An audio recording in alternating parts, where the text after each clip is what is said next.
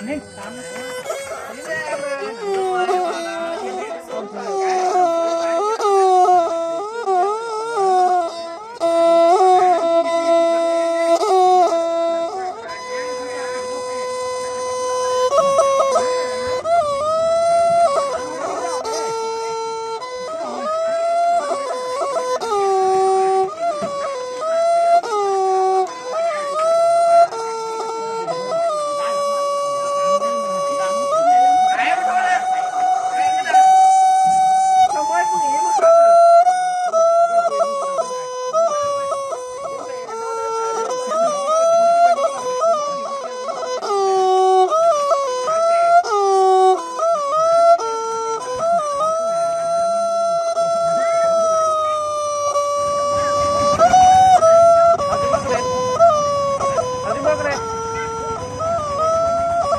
hứa đây hứa thấy mày cái đây